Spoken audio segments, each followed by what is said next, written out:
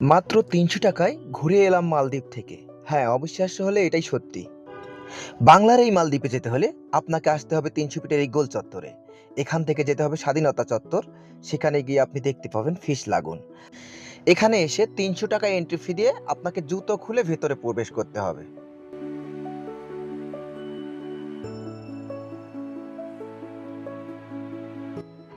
আপনার যদি মন খারাপ থাকে তাহলে আপনি এই রেস্টুরেন্টে আসুন। আসলে আপনার মন ভালো হয়ে যাবে আপনা আপনি। আপনি হয়তোবা ভাবতে পারেন যে আসলে এটা অনেক লাক্সারিয়াস একটা রেস্টুরেন্ট, এখানে অনেক খরচ হতে পারে। আসলে তা না।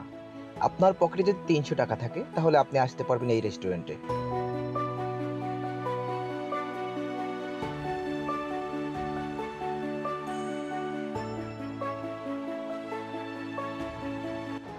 আমার বিশ্বাস এত সুন্দর রেস্টুরেন্টে এর আগে আপনার কখনো যান নাই। এখানে আপনি ছবি তুলতে পারবেন, ভিডিও করতে পারবেন। ফুল রেস্টুরেন্টটা পানির ভিতরে। এখানে অনেক অনেক রঙিন মাছ আছে। যে মাছগুলোকে আপনি নিজ হাতে খাবার খাওয়াতে পারবেন। আসলে বিষয়টা অনেক অনেক ভালো লাগার। আমি ক্যামেরাটা একটু পানির ভিতরে দিয়ে আপনাদেরকে মাছগুলো দেখানোর চেষ্টা করতেছি।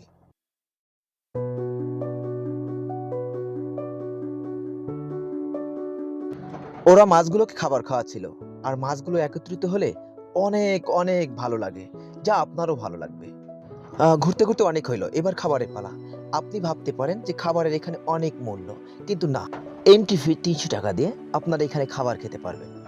আমরা ছিলাম ৫ জন। আমাদের এন্ট্রি ফি লেগেছিল ১৫০০ টাকা। আর ১৫০০ টাকাতে আমরা খাবার অর্ডার করি। ১৫০০ টাকার খাবার আমরা সুন্দরভাবে খেতে পেরেছি ৫ জন মিলে। তো আমাদের ভিডিওটি যদি আপনার ভালো লাগে অবশ্যই আমাদের ভিডিওটি শেয়ার এবং লাইক করবেন।